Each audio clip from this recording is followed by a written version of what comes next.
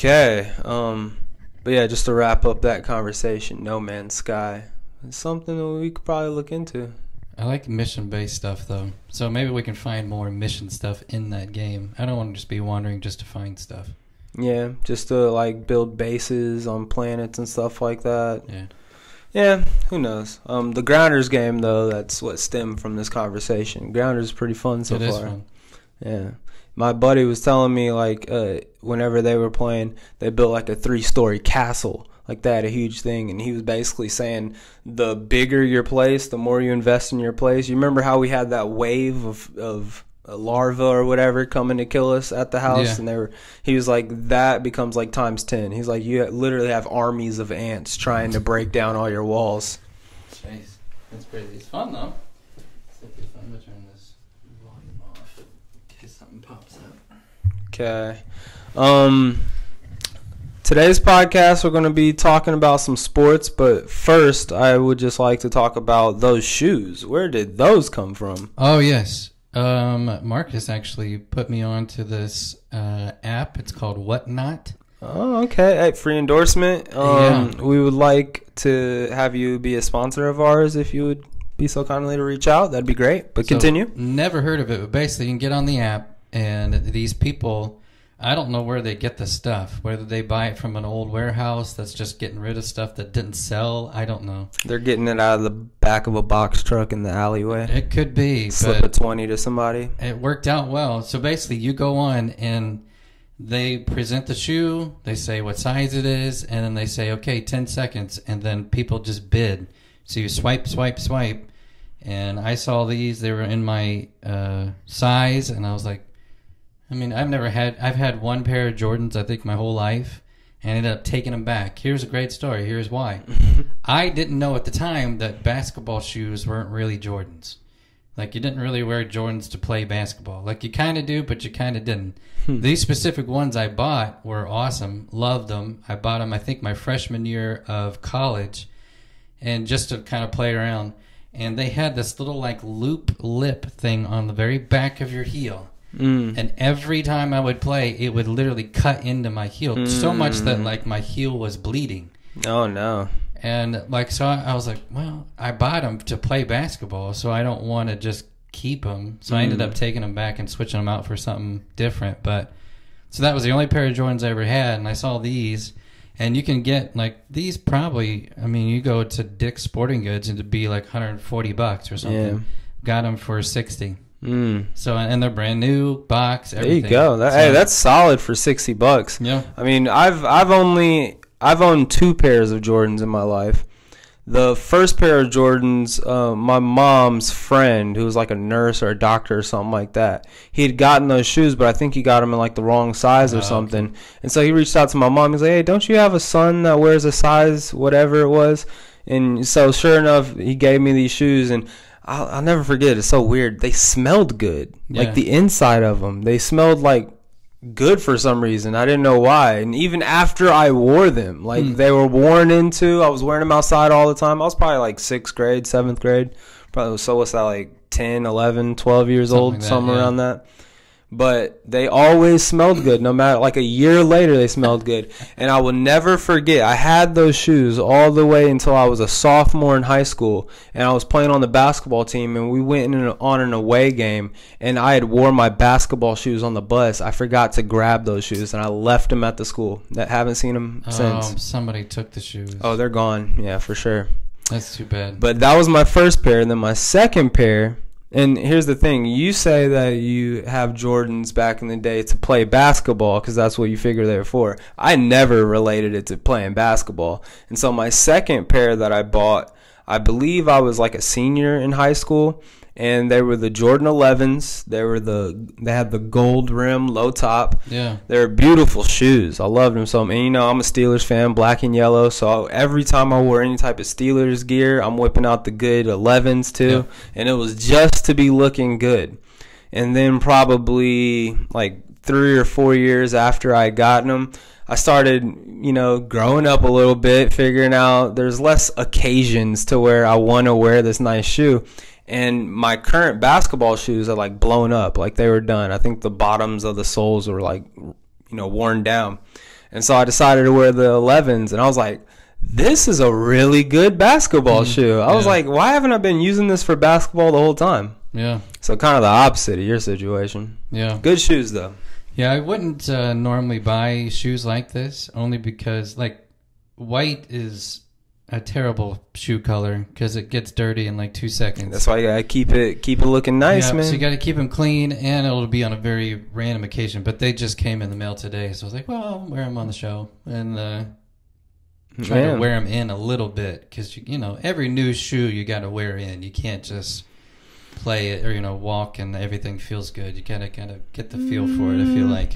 I have 2 pairs of shoes right now that are like my golden standard shoes, like my special occasion shoes. One are some custom made Griffies, and then the other pair are some Nike foam posits that are camouflage. Yeah. So both of them super expensive shoes. And I've probably wore the foam posits about 4 times, and I've wore the Griffies probably like 10 times, something like that. Kind of like a special occasion. And I've had both of those shoes for about 4 years. Yep.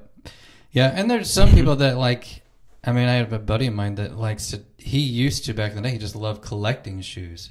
Like there'd be some that he would buy, and he not necessarily even wear them or buy them to wear them. He would just kind of buy them because hey, I wanted to have these. Just to have them, man. Just to own them. Like yeah, go ahead. My normal shoe purchase, I will tell you, is I go to Amazon and I type in men's cheap shoes. Oh my Lord. So I'll get stuff in that's it's $20, but it's cheap.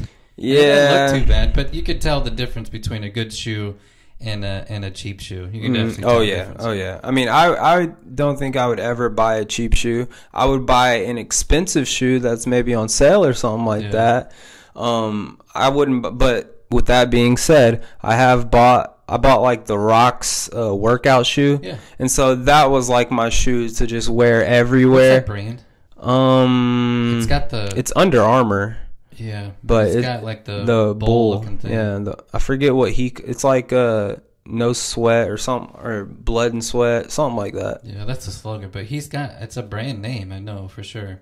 Yeah, I don't know. I forget. Shout out to The Rock. We'll happily sponsor your equipment and shoes and apparel. I mean, we'll be happy to wear it on the show. So. Go ahead and send us a DM. And send us some Zoa too, man. I used to drink the Zoa energy drinks all the time. Are those even there anymore? I think they're still a thing, but you have to order them like online. At Kroger and stuff, but I don't see them in the store anymore. Well, I'm not sure. I know he still has his tequila out. Yeah. But anyways, before we got on this whole Dwayne "The Rock" Johnson rant. What were we talking about? We were talking about shoes, right? So I wore his shoe all the time, and then whenever I started coaching, they gave us like coach's standard shoes, and so they're just basic black Nikes, and I've wore both of those shoes on and off for like 3 years now. What are you wearing now? The house slippers. So you never wear the outdoor shoes around the house, right? Okay? You don't want to bring what you're wearing outside, because here's the thing. You ready for me to get on a little bit of a spin here? Okay, right before we get to sports. This is supposed to be a sports podcast, but we're real 10 quick. minutes in, and we haven't talked sports at all. We mentioned The Rock. We talked about Jordan shoes. And Jordan, yes, that's true. But I firmly believe whenever you're out and about in the world, your modem of observing the world first starts with your feet, because you're grounded. So whatever you're standing on is what you're going to be feeling constantly. Your hands aren't always touching something. Sometimes they're touching, your thighs or each other, maybe a surface or something like that. And then observation wise, I mean, you're always looking too, but you're not always talking to someone. You're not always exchanging ideas and stuff. So whenever it comes to like getting information, feet are very important. And so I actually believe if you wear your work shoes or whatever you wear to go out while you're at the house, you're going to be taking the same stresses and the same like load that you get out in the world. Basically. Yeah, but when you put on the shoes, these only know this house. And when I'm at this house, I'm chilling. Like everything's cool. Everything on the outside world, I'm not worried about as much. Maybe some bills here and there. Productivity. Whenever it comes to like, obviously I go to work and I have work shoes to make the money. But whenever it comes to like writing, whenever it comes to, making music like I used to do, or editing videos, stuff like that, whenever I would do all that stuff, I'd have to be wearing shoes that are house shoes. I can't do it wearing work shoes. Makes sense. I like that. I don't have house shoes. I just don't wear shoes. My feet get cold. Oh, no. There you go. I gotta wear some shoes. Look at these, and nice and bundled in. Yep. Okay, man. Hey, let's get to sports. Yep. There's a lot to talk about. Yeah. A lot. I think we start with the headlining thing. The college basketball championship on Monday, San Antonio.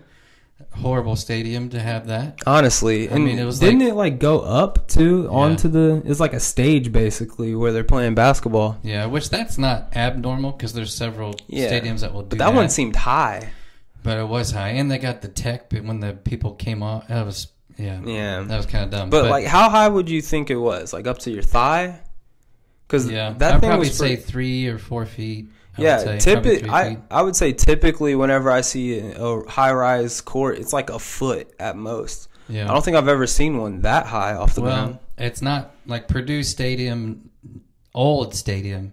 Their actual court was like extended 3 or 4 feet. Yeah. I mean, I don't know the advantage of that. I don't know why they do it, but that's for whatever reason that's what they do. It seems dangerous.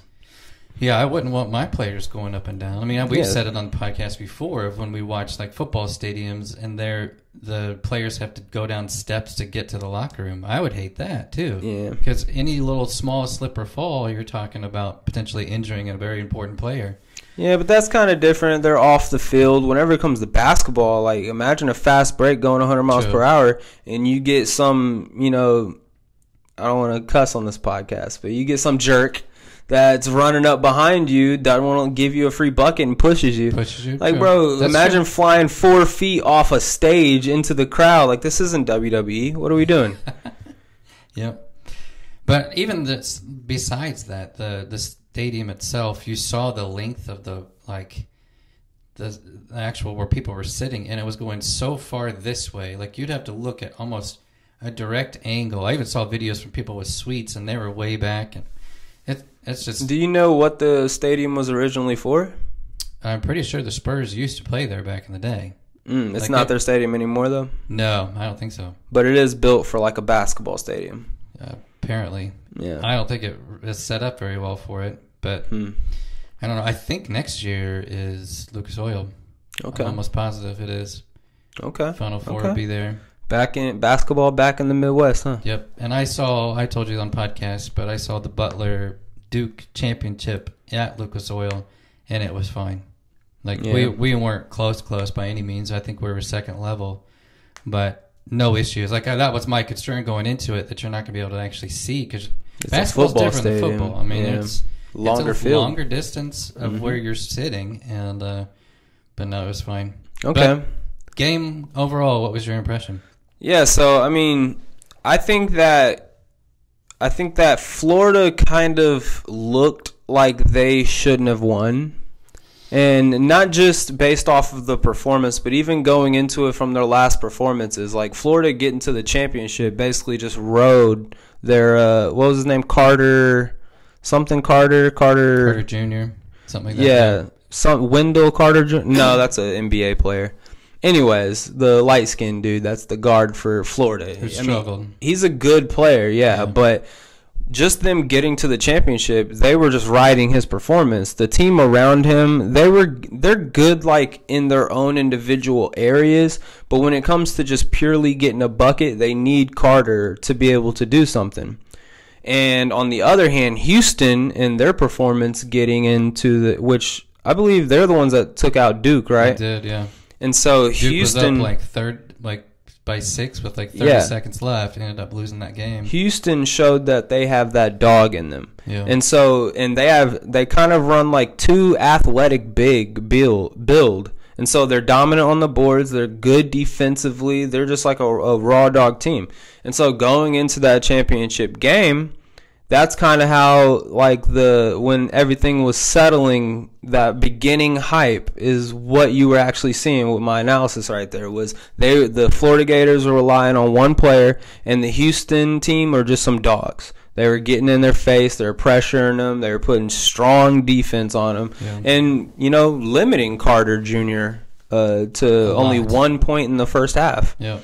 And so going into the second half, man, I don't really know what happened with Houston, but it's kind of like they lost that little bit of fire. Like, it's almost like they should have been losing in the beginning so that they could come back and win rather than winning the whole time, because that wouldn't be a recipe. Because as soon as they lost that fire and Florida gained that fire, and I don't know their names, but the two big white dudes for Florida, they were hustling and bustling in the paint. Like, they knew they had to come back. This is their game on the line. When Houston was more in the mindset of like, okay, we got this. Let's just hold on to it. Like, that's a lot calmer of a mindset. Yeah. And so that's my analysis on how that game went from beginning to end, and that's why Florida was able to come back and just barely etch it out, because Carter was able to at least get like 8 points or something like that. So at least he was contributing a little bit more than he was in the first half.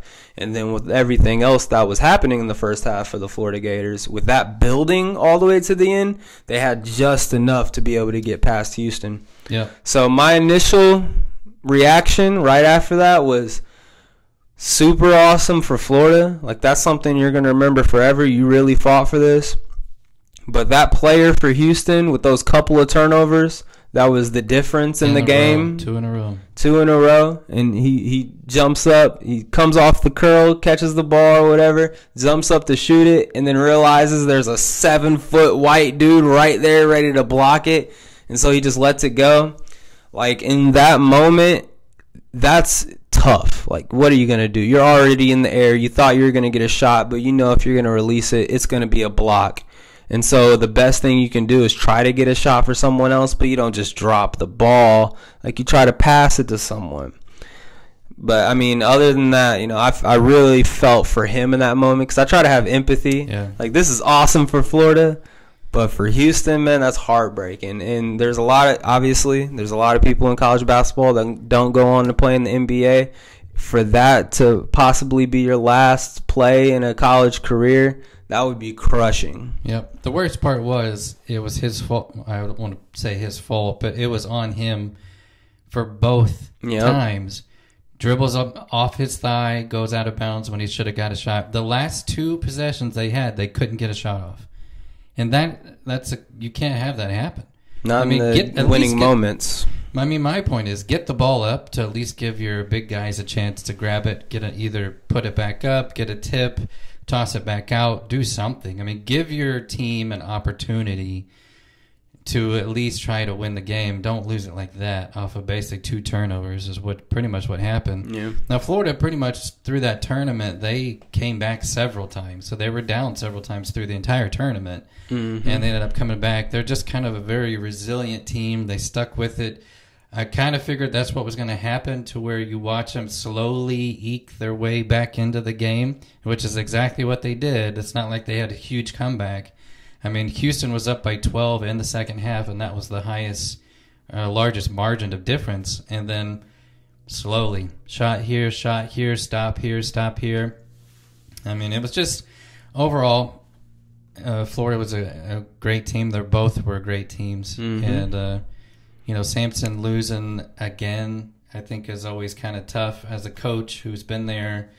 He's won so many actual games, but try to get Houston their first national championship, and then you just hate to see teams where it's like, man, you had it. Like, it was right in your hands, and for whatever reason, it just didn't work out in their favor.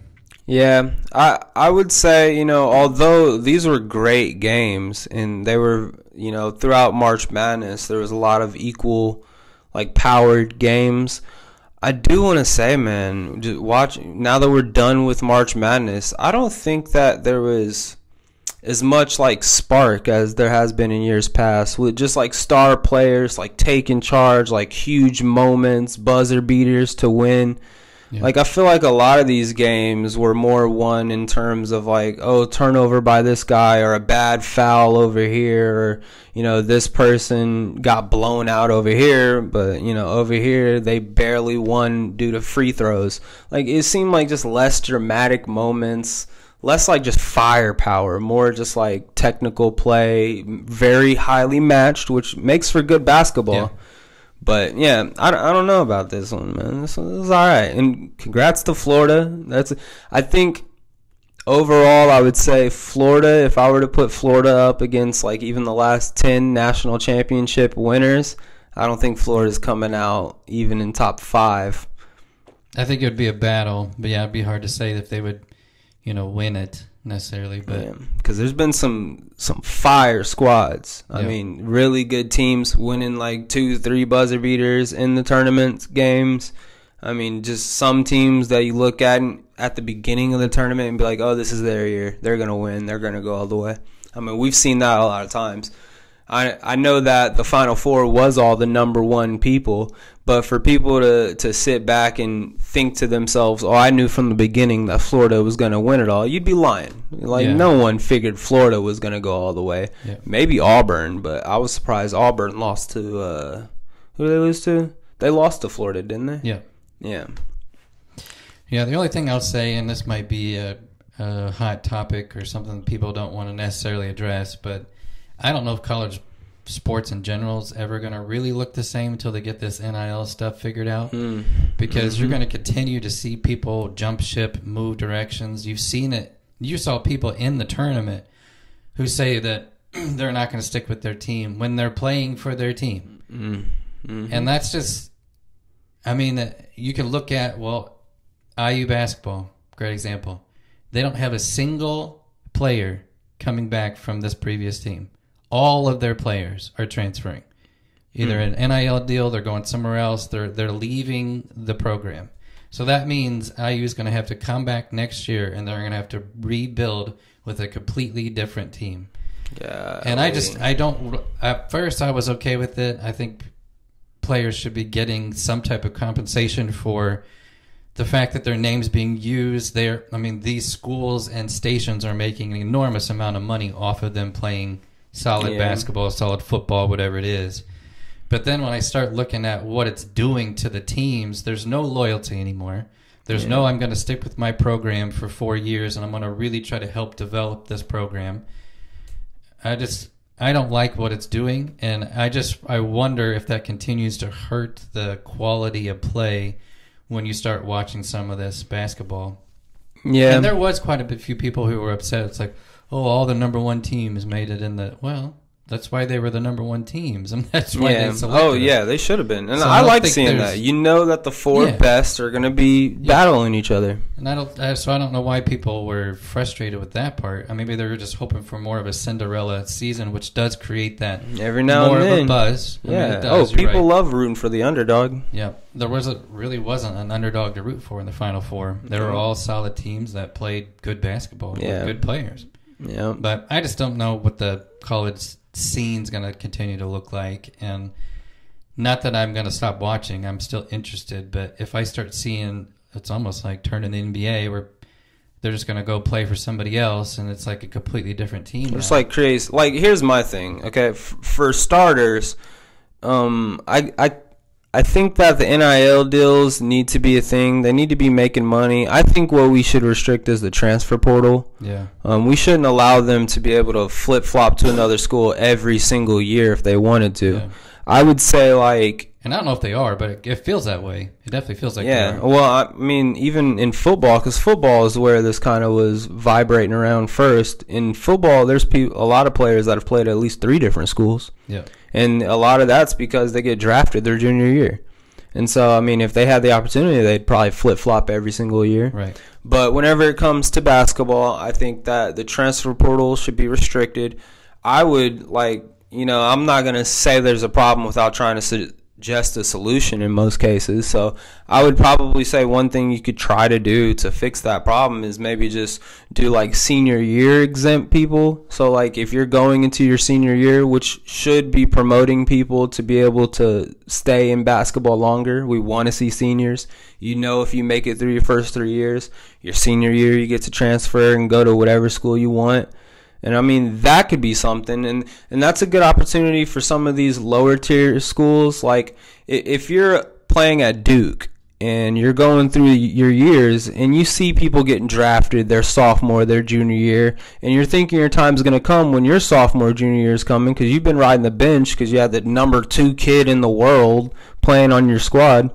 And so junior year rolls around and they bring in some other freshman that was number 1 in his class. Right. And now they need to figure out how to rotate him in because he's going to the league next year. They're going to have him for shorter. Right. In an instance like that, you may be coming to Duke as a top 10, top 15 player, but you still got you're a role player off the bench. Right. You've barely gotten any opportunities. Right. And so in instances like that, I would support them having the ability to transfer to another school, any school that they want or whoever's offering, I guess, in the transfer portal, and be able to play out their senior year there. And a lot of them do like red shirt, get an extra year or whatever, that year included if you wanted to spend 2 years somewhere else. But nope, I certainly understand that. I mean, just to maybe widen that a little bit would be to say every player has one opportunity to transfer. Yeah. So they can choose anytime they want to do it, but they risk the fact that, hey, if I transfer from this school to this school, like this is it. I can't continue to move on from that. Yeah. And I have to make the best of that opportunity. Here's the thing I don't like about that, though. Obviously, like freshman year, if you're going into a school, you're not going to think you're going to transfer as a freshman. But whenever you become a sophomore, if you're already 1 year down and you're wanting to transfer away, like I think I want basketball or any sports, frankly, to get to the point where you have teams where it's the senior person on the squad gets the rights. They get the privilege of starting or playing time or whatever it is. I think that the person that sticks around the longest is a veteran in the locker room, is showing. So I want to promote that. I want to promote more seniors, more older people playing in college sports. And with that being said, if you're someone that a coach is investing a lot of time, he's wanting you to get to that senior stage, I think it's not only unfair to the coach that's recruiting you and giving you the opportunity for you to be able to just opt out after a year, but I also think it's doing the players a disservice because a lot of them, it's just 1 year of college football. You may have a year like we see all the time with a Notre Dame, where they don't go 11-1, they go like a 10-4 or whatever. And just that 10-4 means you're not making the playoffs. For a lot of freshmen, that could be like, oh, this team's on the downward spiral. Like our senior quarterback's leaving next year. I'm going to get out of here. Even though that coach wanted you to be the next man up to get him back to that first stage. But then you see the bounce back season after that 10-4, 9-5, whatever. The next season they could go like a 12-2 and make it into the championship. Yeah, but I do think you got to put a little bit of ownership on the player itself. So yeah, you're still giving them the opportunity on the senior side, but you also have to ask yourself the question of why is this senior not had the opportunity before? Is it because is it a quality of play? Who knows? When I'm a coach and we've both coached and you're coaching now, you're going to play the best player regardless of if they're a senior or freshman. You don't care. You want the best team that's on the court to play. Yeah. And that's what absolutely I think every coach is going to want that. Now, I'm with you where I want people to stay longer and I want them to stay in programs and help build it, be a leader. And also I think that builds a lot for the college itself because now you've got an alma mater that you're going to be feeding into after you've left. If you're constantly jumping around, which one are you going to be representing? I mean, you played for 3 different schools. It's like, okay, well, the last team I played for was Florida, even though I played for Colorado and then Duke before. You don't really have that loyalty anymore to benefit the school system either. Yep. So I don't know. I brought that up just because I thought it maybe that was part of the field this year, is there was a piece of that. And I hope this is me being an older man. I hope that these kids are figuring out how to handle this money situation because are they getting coaching and being well prepared of that this doesn't last.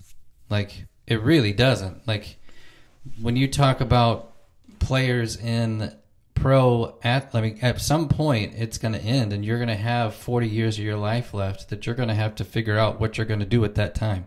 Yeah. And if you did not take care of that money that you've been given, which we've seen so many athletes do, where they squander everything, you're going to have to do something. You have to find yourself working at McDonald's. Come work for me. I need some help at some restaurants. But you're going to have to find something. Yeah. I mean, look, they're 18, 19, 20-year-old kids. So I see a lot of them being super mature, having a good family base that they come from, and dad says, all the money you're making from NIL, you're handing over to me. We're going to get for you. I see that, but I also see the kid that's like, it's got the fat hey girl, girl, I love you. Look, here's this diamond ring. And they've been together a month.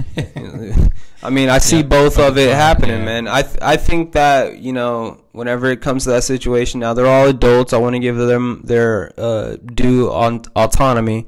But at the same time, I think it's on the universities to limit how crazy this stuff can get. Maybe even limit like the portions of pay that they're getting. Like, we'll give you the full sum after a full year of football.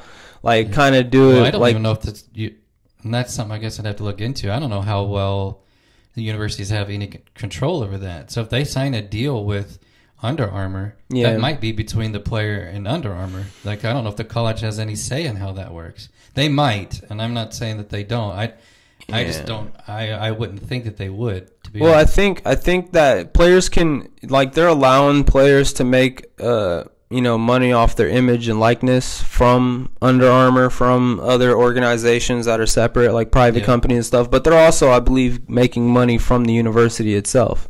Oh, okay. You sign contracts with the actual team, and so that makes sense. Yeah, we've had previous players that are dumping money into programs to help bring good talent. Yes, I think you as a university, if you offer $1 million to this star quarterback out of Texas to come to your university, I think that $1 million contract or whatever should be broken up in 4 years. That's $250,000 a year, and then you should get that $250,000 a year 2 weeks after the season's over.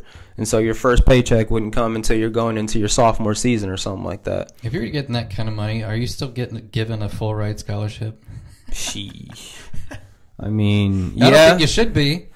To them, that's just icing on the cake, They're going to give them a full ride. I mean, look, you get a even full before ride scholarship, and you also get $250,000. Good. Look, grief. even and you're 18. Even before all this stuff, man. Like, I spent a lot of time with football players at Ball State, and I even applied to work with the football staff, and so I had gotten escorts around. I did interviews. I got to see the locker rooms, see all the stuff.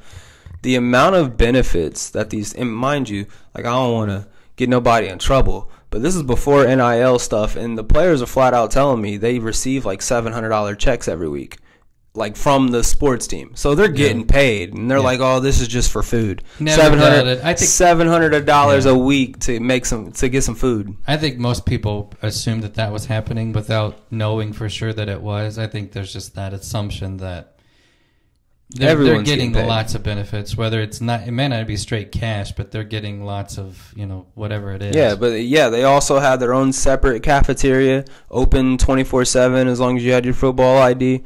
Constant apparel. And you can go in there and eat as much as you want. It's not like us freaking regular students at Ball State. We get $8.50. That's just enough for 8 nuggies and a medium fry. You can't get a drink. You have to get water. If you're getting a drink, no fry. Yep. Like, that's how they do us. But with the football players, you go in there, grab a couple of smoothies, some well-baked, chef-made sandwich. I don't know. That's because you're not making them any money. That's why. Yeah, it's because I'm not a godlike athlete. 6'3", 240 pounds of pure muscle, and I run a 4.2 flat. Give me what I want. Yeah. If you can make money for a university, they're going to take it. Yeah. Especially now. I think that's the case in most areas in life, though. Like, sure. I feel like, not to try and change the topic or anything, but at my current job, I'm doing really well, and I kind of feel like the people in charge of me are moving around me a little bit more to try and keep me satisfied, so I stick around. And so I think that translates, just like everything. Everything in sports, it translates to real life. Any owner of any business would be smart to do that. If you've got somebody on the hook that is really good, that's supportive, that's loyal, you want to do what you can to keep them around, you would think anyway. If you cared about that employee, you'd want to keep them around to do whatever you can to make them happy because you know that they're going to benefit you short-term, long-term. The longer they stay, the more money they're going to make for your company. And I think that, that makes sense. It makes perfect sense. I get it. Absolutely. Now, speaking about basketball, this was a out of left field, completely caught me off guard. And I've got a theory, and I want to run it past you and our fans here to see what you think, because in the 50,000 foot view, it didn't quite make any sense to me, but maybe I'm missing something. So, Mike Malone, Nuggets head coach, fired 5 games before the playoffs. Now, wouldn't be out of the ordinary if the team wasn't in the playoffs. Mm-hmm. So, like, if this was a team that's already out, they're not doing well, and they're, season's over pretty much. And then I somewhat start understanding that. I'm like, all right, well, they've found somebody already. They want to move on, whatever it is, and they get rid of them. But we're talking about a team that is in the playoffs. So they're going to make a run in the playoffs, and you're getting rid of your head coach 5 games before the playoffs start. Yeah. I've got my thought and theory, but I'm assuming it caught you off guard. Yeah, I would say you're looking at this from kind of a paper perspective. I want to know what was actually happening. I saw a rumor. I think that was saying Jokic has been upset with Mike Malone and really upset with the team as a whole based off of how their defensive performances have been. Because, look at Joker's performances. He's been putting up crazy numbers lately. Yes. And they're still only, 4th in the West? Yeah, I think they're 5th now. 5th in the West. So, I'm sure there's more to it that would explain it a little bit vividly, give us a better picture of what was going on in the locker room with Mike Malone. But it is strange, man. If you have an opportunity to get to a championship, which that's what theoretically getting a ticket to the playoffs is. It's giving you an opportunity to win the championship this year. If you have that ticket to the playoffs, why would you try and change course so drastically with literally getting rid of the leader of your team? I know Jokic is the leader of the team, but the head coach theoretically should be the one that's the captain of the boat. He's the one keeping everyone on their toes, bringing the team together. It shouldn't be Joker, but we have a LeBron James. That's pretty much what he's done his entire career. Yeah. And so it is strange to me that they would do that right before you have that ticket to get to the championship. I wouldn't, if I was an owner of a team, I wouldn't risk not even being a competitor when it comes to that and, giving up your opportunity to get a championship theoretically. Because, to me, they still have all the players. If they get a bad coach in there and then team chemistry is a little bit off, it's not going to take much for the Thunder or the Rockets or, the Lakers. I think the Mavericks are still involved with that, which Mavericks, I could see the Nuggets beating them. But there's a number of teams over there that could give you an early exit blowout.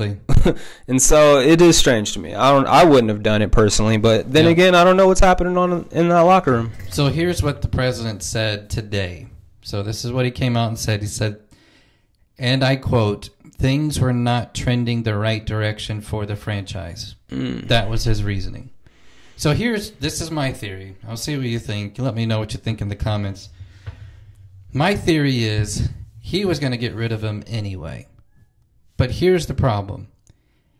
If they make a good run in the playoffs and even somehow make it to a championship, I don't think they're going to. I don't think they're going to win one. But let's just say that they did. Then the president has a much more difficult time to make a move on a head coach if he makes a great run in the playoffs. So if he happens to go to a championship, you don't see it. Why would you can't fire a coach who makes you to a championship the year before. That just gives you the wrong impression, gives you the wrong thought. So as a president, he's like, well, we might have potential to make a run. I'm just going to make the move now so that I don't have to explain it later. That's my thought. Interesting. I mean, with that same thought process, it could be a scenario where it's like, now's the time I want to fire you, so now's the time I'm going to fire you. Like, we're not going to be waiting. We're just going to do it right now, rip off the Band-Aid. And, you know. But here's my thing, though, and you kind of said it in previously is, I mean, what does this do to the team that you're trying to allow to get to a championship? Like I said, man, it just depends on what was happening in the locker room. Like, what if Malone was the cancer in the locker room? What if the president saw that and decided to rip him out, and now the team's better off for it, and they start looking like the team that won the championship just a few years back? Well, this is my opinion, but it's going to go one of two ways. Either it's going to be that to where they're going to, like, take on and say, hey, like, we're going to bring in, I don't know if the assistant coach is taking over, you know. What if they bring in a mastermind coach? Well, can they even do that at at this point of the season? They'll probably just move internally. But, like, what if it's some up-and-coming coach that's been studying Malone, knows what he's doing, knows the team, like but Brad also kind of thing. Has been in the back room every Sunday night, 6 hours straight, studying film. Yeah. I mean, here's my thing. Either that kind of happens and it re-energizes a team that has been struggling, I would say, that they have not been playing their best basketball. And part of it might be a defensive thing. Jokic is obviously doing his thing, so we know that he's playing his game. And Jamal Murray's hurt, which that's a huge key. Yeah. Will he be back? Do we know? I have no clue. Yep. So it's either going to be that or you're going to see him out in the first round. Yeah. I think that's what it's. They're going to make an aggressive run, or this is calling it quits, and they're going to try again next year. Well, I don't know. You know, getting back to the rumor mill, right?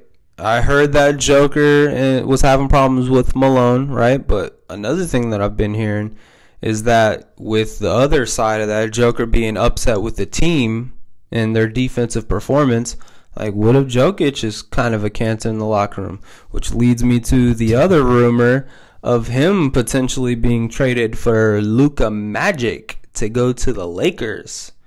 So, I mean, I saw the planned out trade, right? Which it's obviously not going to happen this year. We're already past the trade deadline. Can't do it now. But for next year, because, you know, Luka only has like 1 year on his contract after that, you know, maybe Lakers do want to skibbity bop him away so that they can save the money and just go young. You know, who knows? But imagine Joker over in LA with LeBron James next year. Now, if LeBron James is still playing. Yeah. Which for him, I mean, hey, I just saw a stat line the other day. He'd played, I think now 69 games this season, which is the most it's coming up on the most he has played in a single season with the Lakers, which it's 71. And so he has an opportunity this season to play the most games in a year that he's played since being with LA. You already know how I feel about this. The whole thing that you just said just makes me so okay, but 71, that's 11 games. That's missing probably a little over 10% of your games. That's like 12%. Okay. It's not how basketball used to be. That's all I'm saying. You telling me all players played 82 straight games? Yeah, that was the goal. Unless they were hurt, they played basketball. Yeah, he's been hurt. You were paid for. Yeah, if he's been hurt, he's been hurt. That's different. If you're hurt, that doesn't count. Do you know circumstances of which he has missed basketball because he wasn't hurt? I don't know of specific games, but I know that certain players sit out because it's what do they call it? Load management. That is a new thing, which stupid. They kind of have tried to shut that down to a degree. Well, they need to shut it down. And here's the thing: most players don't come out and literally say this is a load management sit out type of game. Of course, they're not going to say that. Yeah, they all say they're hurt. So who's to say back in the 70s and 80s people weren't saying, "Oh, my back hurts" because they went out drinking last night? Yeah, but you didn't see that many people being out as much as you see it now. That's my opinion. We can run the stats. I think you're a little biased. Probably, and that's fine. But this guy didn't just sit out for load management. He went out and played the game because he loved the game, and he wanted to put on a show every time he was out there, and he was a competitor. Kobe was the exact same way. Twins. So let's not No. LeBron will never be either one of those. What's that quote that they used to always say? That it'd be like, I got to play this game because there's some kid that came to see me that this is their first and only opportunity ever to come and see me, and they paid for those tickets. I love players they feel that responsibility because that's exactly true. I was that. I mean, I went to a couple Cubs games when I was my brother and I went, and if it wasn't for Sammy Sosa, who won both the games because he hit a home run, I'll always have that connection with Sammy Sosa. Now he ended up taking steroids, and that almost ruined the game of baseball. Yeah, but we're not going to talk about that. Yeah, we're not going to talk about that. When I was there, I appreciated that part of the game. Yeah, but I mean, let's see how the playoffs play out. Yeah. I'm just saying, we've already seen that there's teams that we say were probably better than the Nuggets anyway, so there's a chance that they're not going to be making a run. But if Murray comes back, Jokic starts staying in his consistency that he's currently playing right now, if their defense can improve, they're still going to be a tough team to beat. It's not like you're just going to walk over them. No, maybe. Nope. In other NBA news, which I just want to throw out real quick, say it. Bang. Oh, jeez. That. Ja Morant. I thought we were going to say that the Pacers have been playing really well. No. We don't need to talk about the Pacers. Yeah, they're doing good. We'll see. They're still fourth. We'll see. But Ja Morant. He's going to find himself out of the league. Bang. Oh, wait. It's not bang anymore. Well, that's what he did last night. Yeah, but it was this for a while. He did one of these too. Yeah. I saw this meme that was like, it said Ja Morant celebration arsenal, and it was GTA when you pull up the weapons menu. He just picks has a baseball bat, a bazooka, a shotgun, submachine, pistol. That's funny. Yeah, I mean, what is he doing? I don't know. He already, obviously, this whole thing started with him actually having a gun in a nightclub. Yeah. Gets suspended. Yep. And then there was another scenario where he got photographed with a gun on his lap in a car or something like that. They didn't like that either. No. I think he got a strongly worded letter or something from that. And he's like constantly going through this ringer, and then this season rolls around, which this has been ongoing for like a year now, right? Is when it first started or something like that. Maybe even 2 years. It's been a while. And now, all of a sudden, it's coming back up because he's playing again. I think he's been hurt here and there, but now he's playing. He's playing very good, dunking on people left and right, layups, game-winning shots. Yep. He's doing amazing.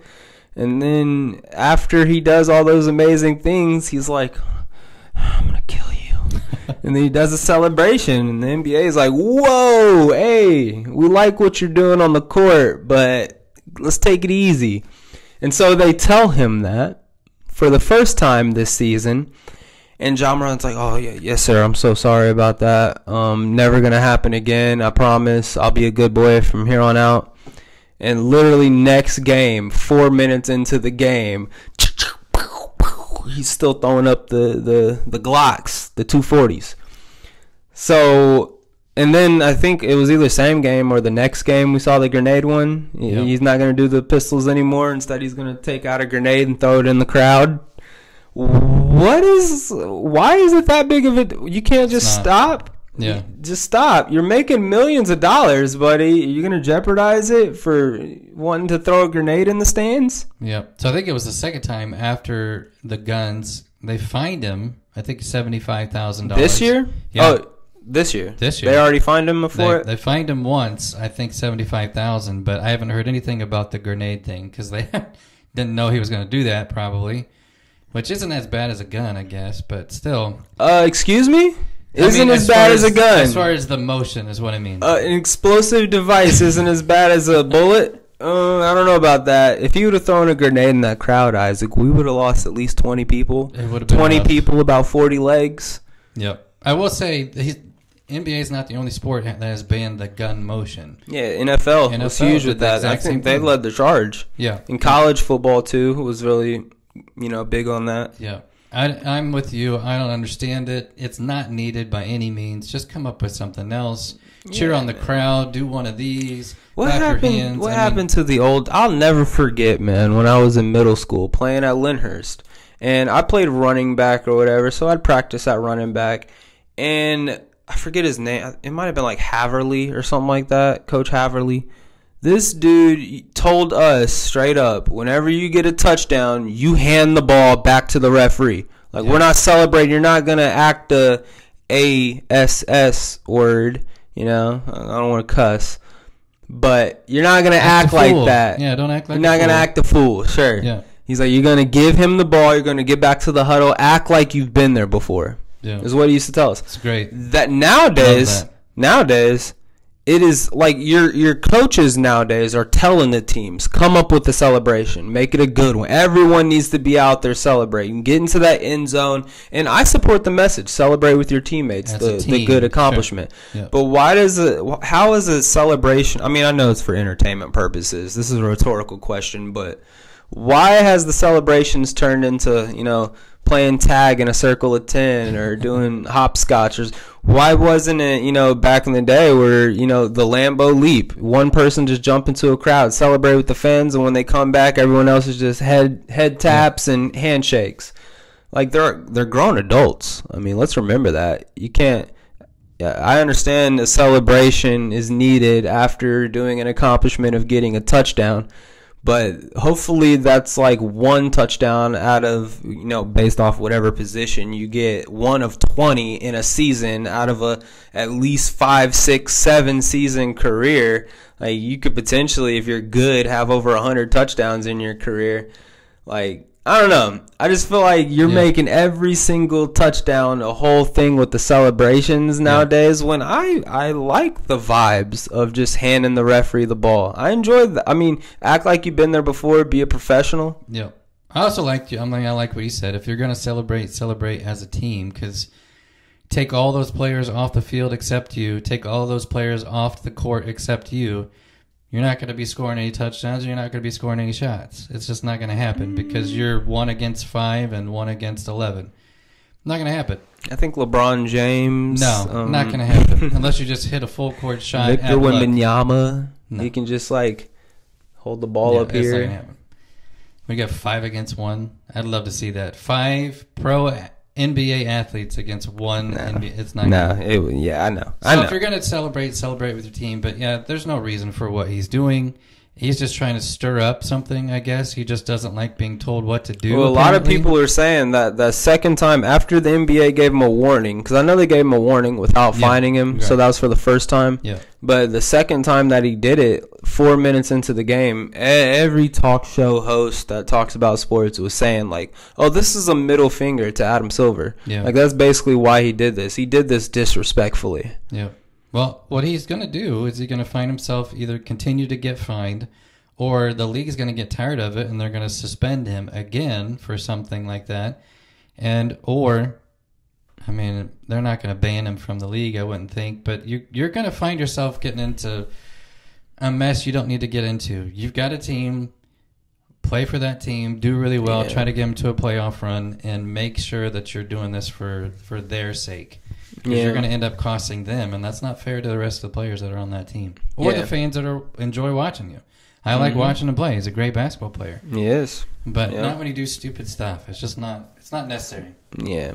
I mean, it's a culture thing, and that's what the culture has gotten to nowadays, and we know why. It's because more young people are getting shot nowadays than before. Yeah. So it's I mean, that gets us in a deeper, darker conversation talking about how violence is so prevalent nowadays, but it's made its way into our star athletes' celebrations, apparently. Yep. What other topics we need to touch on? A brief thing. I just want to bring this up because even if you're not a baseball fan, which I know you're not. No, not really. Those of you that may not even enjoy the game of baseball or watching it, there's been a big adjustment. So baseball bats were exactly the same. They just were made the same. They have a weird ratio to weight to length kind of thing, so I'm not even going to get into that. But the New York Yankees came out at the beginning of the season with a brand new bat called a torpedo bat. So all they did was they transferred some of the weight of the barrel of the bat closer to where most hits are made with that bat. So it just looks different. So it's like a shrunk down top, and it's a thicker kind of meatier piece of the bat, and then skinnier as you're going down. So the weight didn't really change. It's just they moved most of the weight where people actually hit the ball closer to that space. Mm-hmm. So the idea was, and this has been a case for several years, and this is the complaint I think that people make about baseball, is pitchers continue to get better and better and better. Like, they're really, really good. They're not, like, almost everybody throws in triple digits. Their curveballs, like, it's harder to hit the ball. And when you hit it, you don't always get it at the right spot. So you might be getting grounders, high, like fly outs, those kind of things.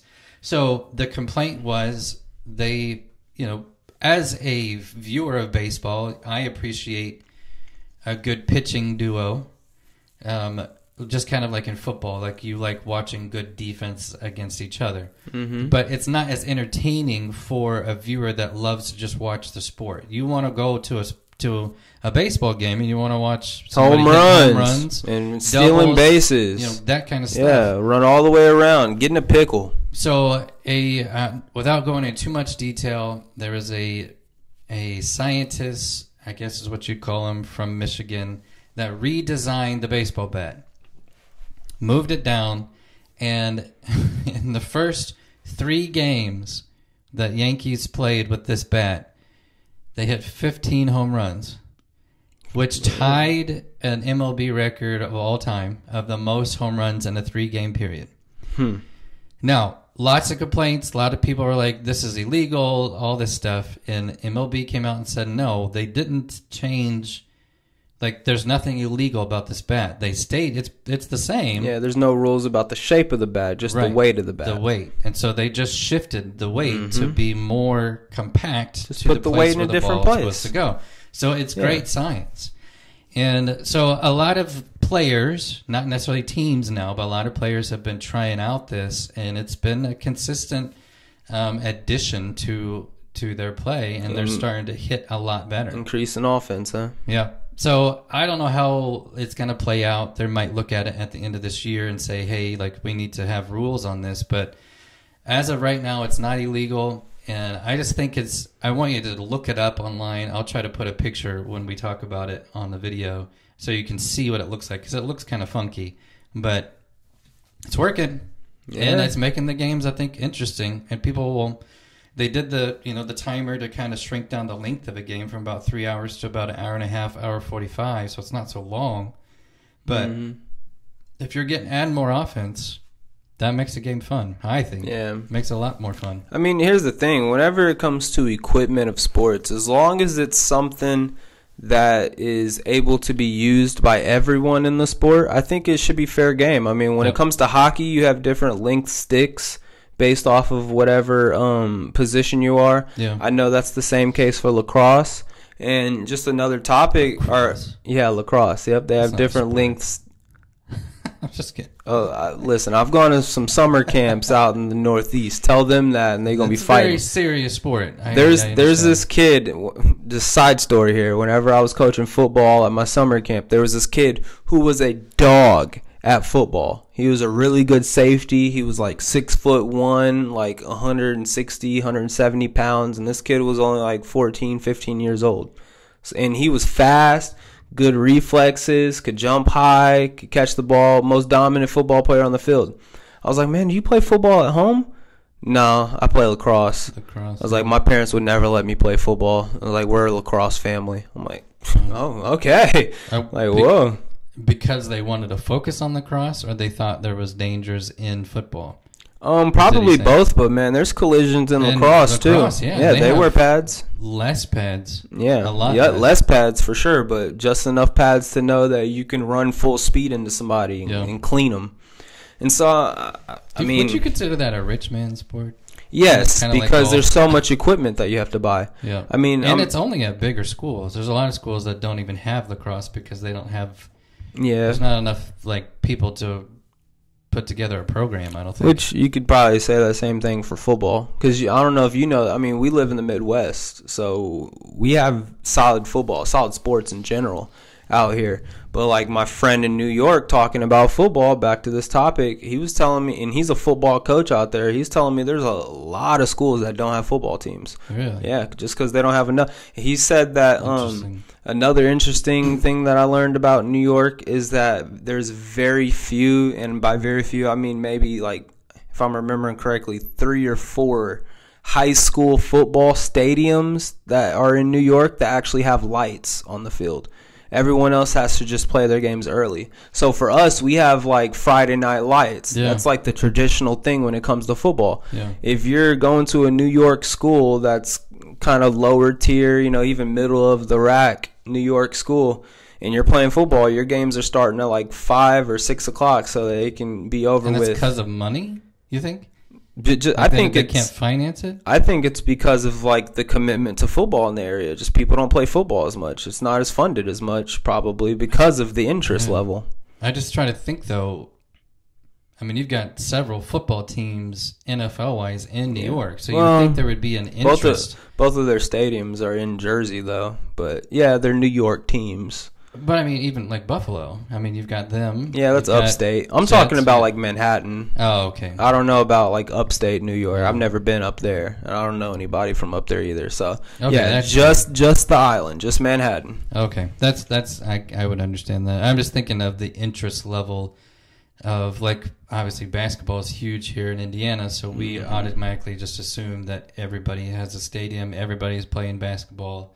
Yeah, and I kind of would feel the same way about, you know, football in New York, but no, that's interesting. Yeah, it's not the case. I mean, hey, lacrosse is big out in the Northeast, man. Like our lacrosse teams at the summer camps that I've worked at have as much, if not more, kids participating than basketball and football and soccer, baseball. Interesting. Very interesting. Yeah. You see it on ESPN every once in a while, a college lacrosse game. Yeah. It's intense. It really is. I mean, you take a lot of... Take some athleticism. Back to my point, though, because we went on a little tangent. We were talking about equipment in sports. Yes, go ahead. Last one that I want to reference is MMA. In the early days of MMA, they were allowing people to wear gis or wear street clothes, whatever they wanted to wear, no gloves. But as times evolve, we've gotten to this point where pretty much everyone is wearing shorts that are super tight to your skin, not really wearing boxer shorts anymore. I mean, you still got like your Dustin Poiriers here and there, but most people are going to like Muay Thai shorts that are tight. You're seeing everyone it's the same ounce glove for everyone across the board, but now it's gloves, which means like back in the day when it was just bare knuckle fighting and stuff like that, you would see a lot less punches because you can break your hand pretty easy. Now that you have padding on your gloves, that means more hits to the face, offense is higher, blood, bruises is a lot more higher.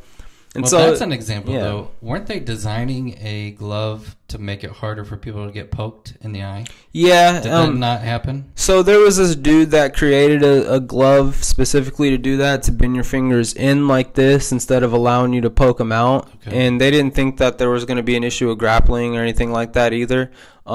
I think the dude that was trying to make that deal with Dana White in the UFC was asking for way too much money. Like, he was trying to get rich off of it. Got it. And so Dana eventually was like, no, we're not going with this dude, but we'll try to come up with a new glove that'll prevent that. And he ended up making a new glove himself or doing with some other company. And those gloves, no one liked them pretty much. Okay. They all were like, this glove sucks. Why is it being destroyed in my hand or whatever? It's ripping apart. It's like cheap crap, Okay. And so he eventually, after enough complaints, decided to just go back to the old gloves. I think eventually they're going to have something like that. They should, because, I mean, watching it, and some of those eye pokes are disgusting. I can't watch. You're like moving the eye, and then how are you supposed to fight after that? I mean, if I barely poke myself in the eye, I'm done for the day. Yeah, man. This person's trying to fight. That's crazy. Well, yeah, I would be all for them trying something that would protect the fighter a little bit on that. I don't know, man. My favorite move in MMA is the double eye gouge. That's WWE. Double eye gouge and then the nut kick. That's the wrong sport. Yeah, that's the wrong sport. Oh, my bad. Yeah.